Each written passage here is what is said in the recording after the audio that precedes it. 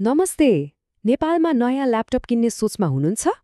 तर बजारमा यति धेरै अप्सन्स छन् कि कुन लिने कुन नलिने एकदमै कन्फ्युजिङ हुन सक्छ होइन त? हो, यही कन्फ्युजन हटाउनको लागि हामीले यो गाइड तयार पारेका छौं।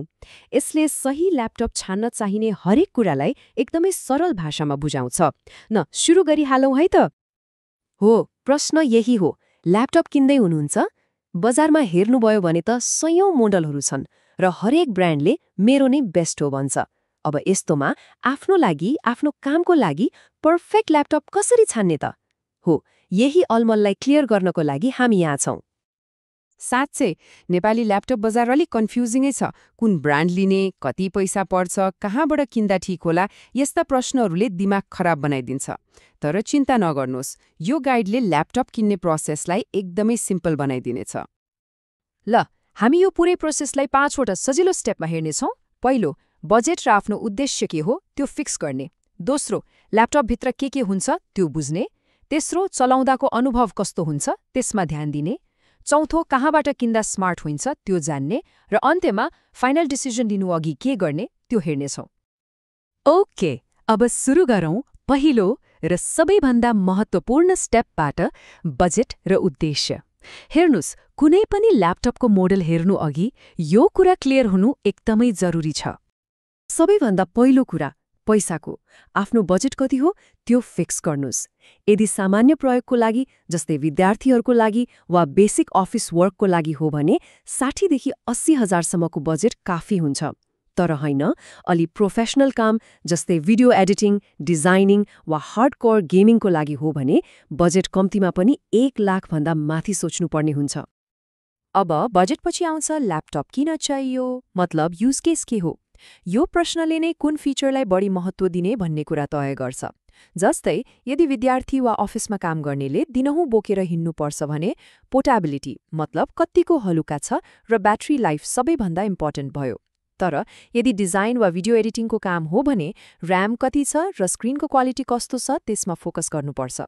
अनि गेमिङको लागि त सोच्नै परेन, ग्राफिक्स कार्ड र हाई रिफ्रेश रेट भएको स्क्रिन त्यो त चाहिन्छ नै, जसले गर्दा गेम एकदमै स्मुथ चलोस्। ल, अब आफ्नो बजेट र आवश्यकता के हो भन्ने थाहा भइसकेपछि अब अलि टेक्निकल कुरा गरौँ। ल्यापटपको भित्र के पार्ट्स हुन्छन्, स्पेक्सहरूलाई कसरी बुझ्ने, सुन्दा अलि गाह्रो लाग्ला, तर म यसलाई एकदमै सजिलो बनाएर बुझाउँछु। प्रोसेसर भनेको ल्यापटपको ब्रेन हो। जति राम्रो ब्रेन, उति छिटो काम हुन्छ। अब सामान्य काम जस्तै ब्राउजिङ, डकुमेन्ट एडिटिङको लागि इन्टेलको कोर i3 वा AMDको Ryzen 3 ले मजाले काम गर्छ। तर मेरो सल्लाह मान्नुहुन्छ भने धेरैजसो मान्छेहरूको लागि स्वीट स्पट भनेको कोर i5 वा Ryzen 5 हो। यसले पर्फर्मेन्स र प्राइसको राम्रो ब्यालेन्स दिन्छ। अनि एकदमै हेभी काम जस्तै 4K भिडियो एडिटिङ वा हाई एन्ड गेमिङको लागि त कोर i7, Ryzen 7 वा त्योभन्दा माथिकै हेर्नुपर्छ। अब कुरा गरौँ स्टोरेजको। यो भनेको ल्यापटपको दराज जस्तै हो, जहाँ तपाईँको सबै फाइल्स, फोटोज, सफ्टवेयर र अपरेटिङ सिस्टम पनि स्टोर भएर बसेको हुन्छ। स्टोरेज खासमा 2 किसिमको हुन्छ, पुरानो HDD र नयाँ SSD। अब सुन्नुस्, HDD अलि सस्तो त पर्छ, तर SSD यो त गेम चेन्जर हो। HDD भन्दा 10 गुणासम्म छिटो हुन्छ। यसको मतलब ल्यापटप स्विच अन गरेको केही सेकेन्डमै खुल्छ, सफ्टवेयरहरू क्लिक गर्ने बित्तिकै लन्च हुन्छ। त्यसैले मेरो एउटा मेजर सजेसन, जेमा कम्प्रोमाइज गरे पनि SSDमा चाहिँ नगर्नुस्। नाउअडेज SSD भएको ल्यापटप लिनु एकदमै जरुरी छ। अब पालो र्यामको। र्यामलाई ल्यापटपको वर्किङ डेस्क जस्तो सम्झिनुस्। जति ठूलो डेस्क, उति धेरै किताब, फाइल एकैचोटि खोलेर काम गर्न सकिन्छ होइन त? हो, र्यामले पनि त्यस्तै काम गर्छ, मल्टिटास्किङमा हेल्प गर्छ। आजको जमानामा मिनिमम 8 GB र्याम त अनिवार्य नै भइसक्यो। तर यदि गेमिङ वा भिडियो एडिटिङ जस्तो हेभी काम गर्नुहुन्छ भने 16 GB तिर जानु एकदमै राम्रो डिसिजन हुन्छ। ल, ल्यापटपको भित्रको इन्जिनको कुरा त भयो। अब कुरा गरौँ ती चिजहरूको जुन हामी दिनौँ चलाउँछौँ, हेर्छौँ र जसले हाम्रो युजर एक्सपिरियन्सलाई डाइरेक्ट इफेक्ट गर्छ। स्क्रिन, यो त ल्यापटपको अनुहार नै भयो। हामीले गर्ने हरेक काम यही स्क्रिनमा देखिने हो, त्यसैले यो राम्रो हुनु एकदमै जरुरी छ। कम्तीमा पनि फुल एचडी मतलब 1920x1080 रेजोल्युसन भएको स्क्रिन हेर्नुहोला। अनि अर्को कुरा, आइपीएस प्यानल भयो भने झन राम्रो, किनभने आइपीएस प्यानलले कलर्स एकदमै नेचुरल र भाइब्रेन्ट देखाउँछ, अनि साइडबाट हेर्दा पनि स्क्रिनको कलर फेड हुँदैन। अब सोचौं, कलेज वा क्याफेमा बसेर काम गर्दै हुनुहुन्छ अनि चार्ज सकियो, छेउमा प्लग पोइन्ट पनि छैन, कस्तो हुन्छ? हो, त्यसैले ब्याट्री लाइफ एकदमै इम्पोर्टेन्ट छ, खास गरी जो धेरै जसो बाहिर काम गर्छन्। कम्तीमा पनि 6 देखि 8 घण्टाको ब्याट्री ब्याकअप दिने ल्यापटप खोज्नुभयो भने दिनभरिको लागि ढुक्क भइन्छ। अनि अर्को कुरा, तौल दिनदिनै झोलामा हालेर हिँड्ने हो भने ल्यापटप इँटाको भारी जस्तो हुनु भएन, होइन त? सकेसम्म 1.5 देखि 2 किलो भित्रको ल्यापटप हेर्नुहोस्, बोक्न एकदमै सजिलो हुन्छ। जति हलुका, ट्राभल गर्दा उति नै राहत।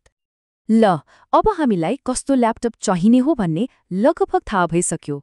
अबको स्टेप हो कहाँबाट किन्ने र किन्दा के कुरामा ध्यान दिने, यो पनि उत्तिकै इम्पोर्टेन्ट छ। नेपालको बजारमा Dell, Lenovo, HP, Asus, Acer जस्ता ब्रान्डहरू एकदमै पपुलर र ट्रस्टेड छन्। तर ब्रान्डको नाम मात्रै हेरेर हुँदैन। सबैभन्दा क्रुशियल पोइन्ट के हो भने त्यो ब्रान्डको अफिसियल सर्भिस सेन्टर आफ्नो शहरमा छ कि छैन, किनभने ल्यापटप बिग्यो भने आफ्टर सेल्स सर्भिस र वारेन्टी सपोर्ट एकदमै चाहिन्छ। त्यसैले यो कुरा किन्नु अघि नै सोधपुछ गर्नुहोला। कहाँबाट किन्ने भन्दा बिग बाइट, आइटिटी, नियो स्टोर जस्ता अथराइज्ड रिटेलर्सहरूबाट किन्नु सबैभन्दा सेफ हुन्छ। अनलाइनमा दराजबाट किन्ने हो भने पनि ट्रस्टेड सेलर्स र अफिसियल ब्रान्ड स्टोर्सबाट मात्रै किन्नुहोला। अनि एउटा टिप, एकै ठाउँमा गएर फाइनल नगर्नुहोस्, 2-3 ठाउँमा प्राइस, वारेन्टी अनि इएमआई जस्तो अप्सन्सहरू कम्पेयर गर्नुहोस्। जहाँ बेस्ट डिल पाइन्छ त्यहीँबाट लिनुहोस्। एउटा एकदमै इम्पोर्टेन्ट वार्निङ, ध्यान दिएर सुन्नुहोला। आजकलका केही पातलो ल्यापटपहरूमा र्याम सोल्डर गरिएको हुन्छ, मतलब मदरबोर्डमै टाँसिएको हुन्छ। यस्तोमा पछि गएर र्याम अपग्रेड गर्न मतलब थप्न मिल्दैन। त्यसैले किन्दाखेरि पसलमा यसमा पछि र्याम अपग्रेड गर्न मिल्छ कि मिल्दैन भनेर सोध्न चाहिँ कहिल्यै नबिर्सिनुहोला।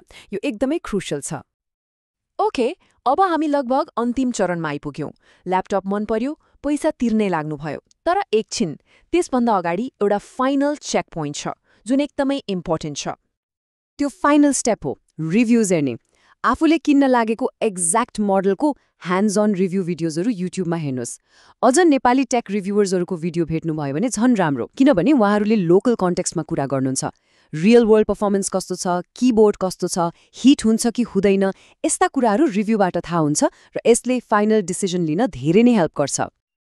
र अब अन्त्यमा एउटा प्रश्न आफैलाई सोध्नुहोस्, यो एउटा कुन चाहिँ फिचर हो जसमा कुनै हालतमा पनि कम्प्रोमाइज गर्नुहुन्न? के त्यो पर्फर्मेन्स हो वा स्क्रिन क्वालिटी कि ब्याट्री लाइफ? यो एउटा नन नेगोसिएबल फिचर के हो? जब तपाईले पत्ता लगाउनुहुन्छ तब सही ल्यापटप छान्ने बाटो एकदमै क्लियर हुनेछ।